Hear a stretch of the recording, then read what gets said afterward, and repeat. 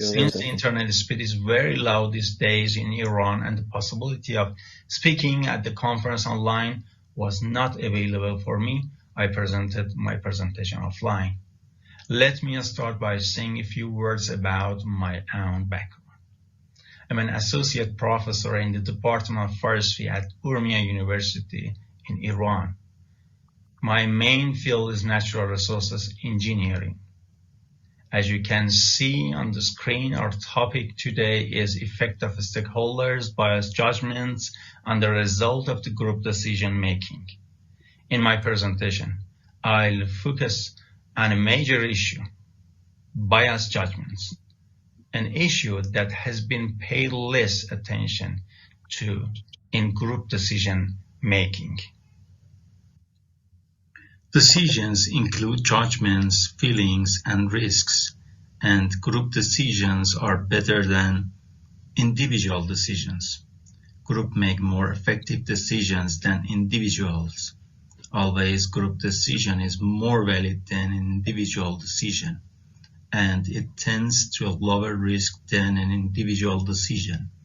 However, the selection of decision makers is crucial due to their knowledge and their relationship with the decision consequences. How can we be confident in the intellectual judgments of experts? Are the judgments always based on knowledge? And is this done without consideration of their self-interests?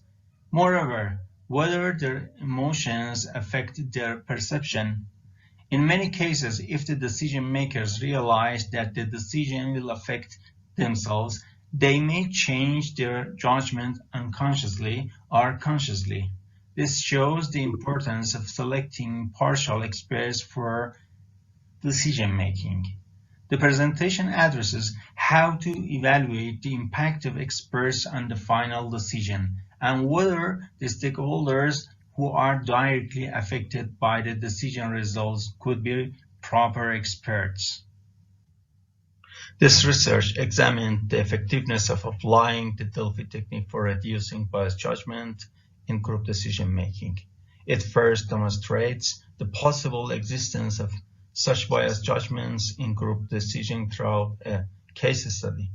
It then discusses how using the Delphi technique can adjust biased judgments toward proper decisions. Two main questions were considered in this research. Do biased judgments originate from the self-interest of individuals based on distorting the outcome of group decision making? Can the Delphi technique help mitigate biased judgments? Iranian Ministry of Industry, Mine and Trade is carrying out development of the wood value chains in 7 provinces.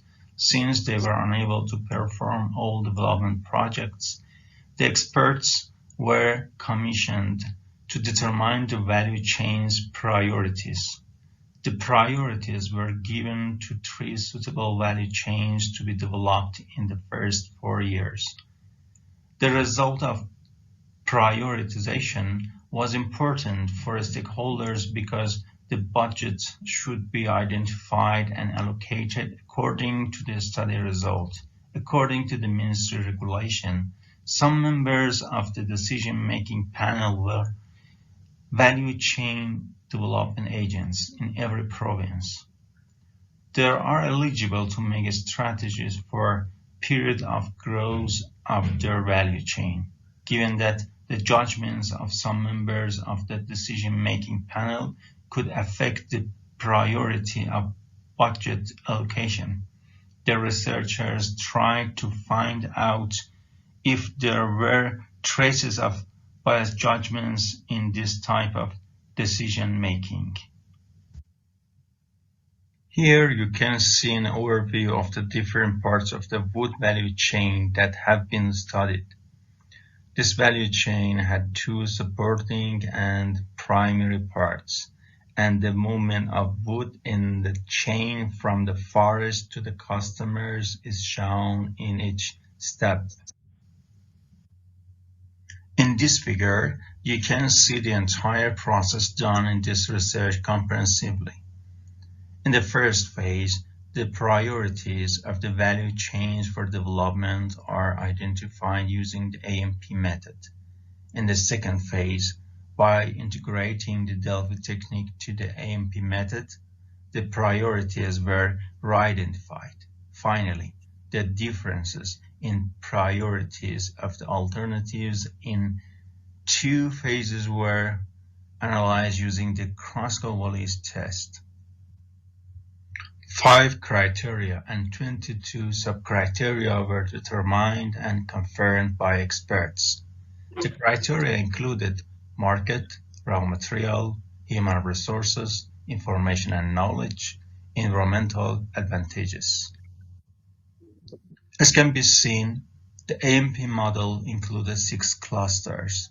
The 7 alternatives that were investigated in this research included wood industrial clusters in the provinces of Gilan, Hamadan, Khorasan, Mazandaran, Qom, Tehran, and East Azerbaijan. These clusters are geographically scattered throughout Iran. The details of the decision panel are described in this table. There were 58 experts who participated in this decision. In each province, 5 people participated in decision-making as value chain development agents. In fact, there were 5 direct beneficiaries in each province.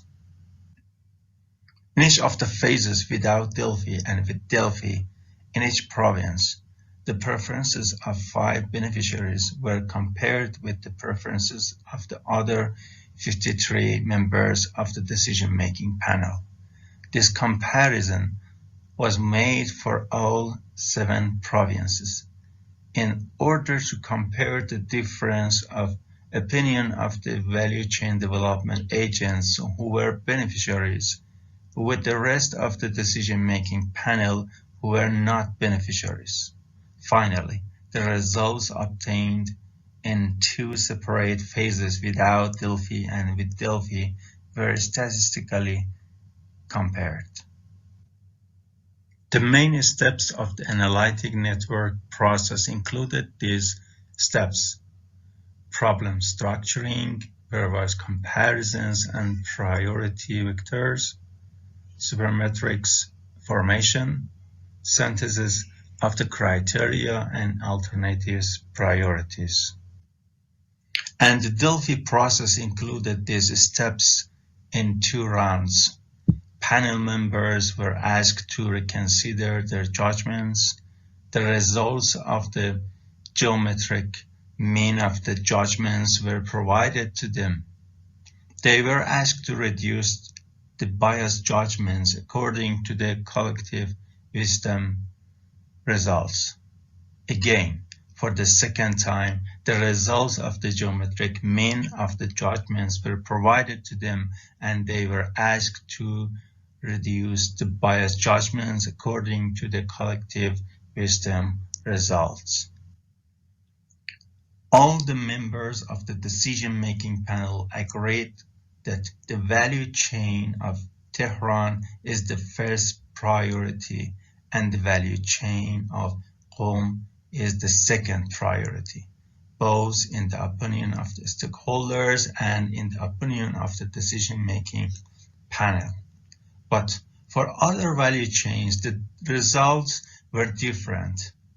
In the case of Gilan, Mazandaran, and Hamadan, the stakeholders had chosen the second priorities for the value chain of their province, while from the point of view of the whole decision panel, they were in the 3rd, 4th, and 5th priorities respectively.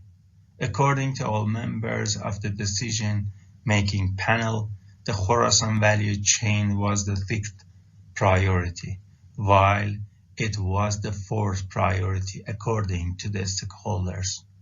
According to all the members of the decision-making panel, the value chain of East Azerbaijan was the 7th priority, while it was the 5th priority according to the stakeholders. But when the Delphi method was used, the results were different.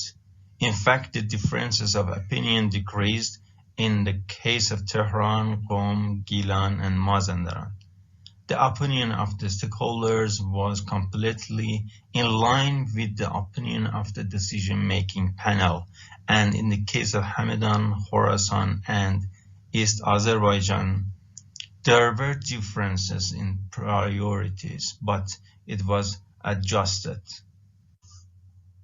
As can be seen in this table, the difference in priorities without Delphi was 5 out of 7 cases, while after the Delphi phase, the difference in priorities was 3 out of 7.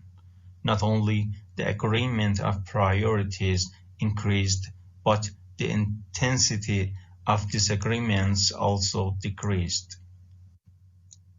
The results of statistical analysis showed that without Delphi, in 5 out of 7 cases, the disagreement is significant. But there was a significant difference of opinion with Delphi in 3 out of 7 cases. In fact, regarding Gilan and Mazandaran, the differences of opinion disappeared completely. And regarding Hamadan, Khorasan, and East Azerbaijan, the differences of opinion were moderated. As shown in the results, value chain weights are different for each decision-making panel member. In some cases, value chain development agent proposed a higher weight than the rest of the panel for their value chains. Ranks of the value chains according to the rest of the panel members without their value chain development agent were identical in all cases. This shows that they had less biased judgment with regards to the rest value chain. Research achievements. Do biased judgments of individuals based on personal interest distort the outcome of the group decision-making?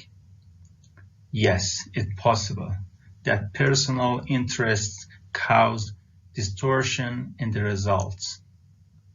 Can the Delphi technique help to mitigate biased judgments? Yes, the Delphi technique helps to mitigate biased judgments. This research contributes to the understanding of the biased judgments and their effect on the deviation of the output of the group decision-making using the AMP method. This research provides empirical evidence for biased judgments in more detail. Empirical evidence suggested that applying the Delphi technique can mitigate biased judgments. There were 2 significant limitations in this study that could be addressed in future research. First, the research focused on biased judgments, and the results could not determine whether decision makers made biased judgments consciously or unconsciously. Second, in the study, there was not enough time for the effect of adjusting biased judgment by methods other than the Delphi technique. Thank you for your attention. If you have any question, I'm happy to answer them. Since I presented my presentation offline and I may not be online during the presentation, I invite you to send your question to this email so that I can answer as soon as possible. I wish you all the best. Goodbye. He's here, so we can ask questions. Omid is here. He's here? Yes, he's here.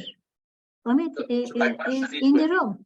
When you had a decision maker using ANP, were they all in the same room and they discuss the judgment, but then they make the assessment individually, or were they in separate locations?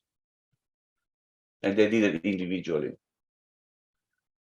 My understanding is that when you have group decision making, you're supposed to be together. And you make a decision, your own judgment, but you dialogue. You can actually convince each other of different perspectives. So that's the idea. Now, if you do it in different places, then everybody has their own judgment bias, so to speak. So bringing it together, how did you bring together the judgment? Did you bring together the judgment using the geometric mean, or did you just do averages of the priorities? Or, if you did averages of the priorities, anything can happen. But so that's my question. I don't know what was the setting. I didn't pick it up. I didn't see that in the.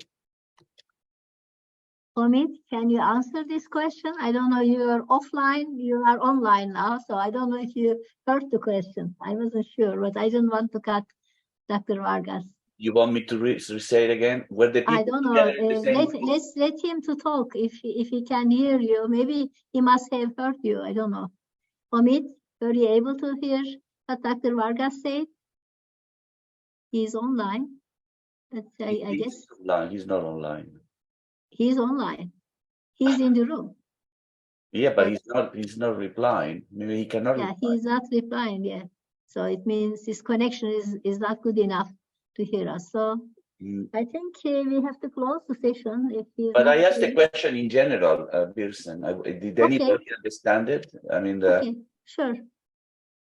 If anybody wants to answer, and I mean, if you don't have an answer, that's fine. But yeah, we have 1 more minute, Luis. So anybody wants to contribute, they are welcome. Luis, maybe I'm biased because of all the work we've done together, but I think I agree with you that it's better to have the experts in the room so that you can share from the diversity of opinion when making the judgment. Mm-hmm. Am I allowed to disagree? Yes, you are allowed to disagree, Elena. I was just about to agree with Marcel, and I was going to communicate to Ömer. I think his name is Ömer. That views from the floor.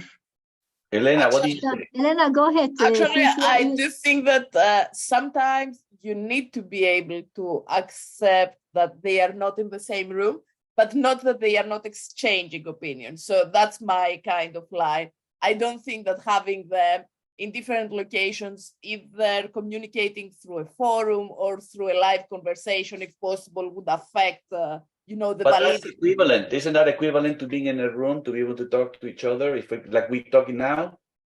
Yeah, getting the feedback loop. That's equivalent, in my opinion. That's equivalent. Yeah. It has a value. It has a value. Yeah. I'm talking about people not even talking to each other, not even seeing each other. Yeah. So more like a survey kind of thing. Yeah, but Luis, I know sometimes a special forces commander who would say it's not equivalent because I can't put my hands around your neck. Oh, okay. Zoom. That's right. Actually, Luis, if some people are online, some people in the same room, then it creates some kind of confusion, because I attended these kind of meetings. If it is all online, it is fine. If it is everybody in the room, it is fine. But if some of them are online, some of them offline, sometimes there are some communication problems. That's the problem when you teach online. You don't know if the person that you think is there. Maybe having a cup of coffee 2 miles away. So. No. So then what I do, Luis, having the coffee. Just a minute, Elena. What I do, Luis, I just do experiential learning, and students develop knowledge together with me. So they have to do it. And if they don't do one step, they cannot understand the next step. So my students actually attend all of them. And it is online, but online live is excellent learning. But you see them moving, am I right? You see them there. Yeah, yes, I see them there. Because I want everybody. Marcel, when he clicks off the video, we don't know if he's there or not. No, my students are always on there. We will discuss this later. I understand the problem. Sorry, can I have a question? Can I have a question? Go ahead. Professor Vargas. When people are not in the same room, but they still need to make a decision, shall we call this something else? Not group decision making, or what shall we call this? Is it a new kind of or another title for this? What do you think about it? You know, there is a paper that was published by an engineering student and about the problem. She had experts in the nuclear industry, but they were in different parts of the country and they couldn't talk to each other. And they make decisions about helping her about the spare parts for the nuclear industry. That's how he wrote the dissertation. So it turned out to be that the people had different standard deviations in their judgments, different variations. I try to justify mathematically that the weights of the judges should be inversely related to the variation of their judgments. The problem there is the whole. When you don't have variation in your judgments, you're not considered, which shouldn't be the case. So the mathematical model doesn't work that well. So the question is, how do you judge the judges? Remember that's Tom's concept. How do you judge the judges? And he tried to write a paper with, I think Alcina and Axel wrote a paper about how do you judge the judges? How do you do that? How do you combine their judgments? So that's a very difficult problem. This is great, Luis, but we are really thirsty. We need some coffee so that we can attend the next session. Thank you very much. Thank you very much. Thank you all of you for enjoying the discussion. Thanks a lot. Thank you very much also.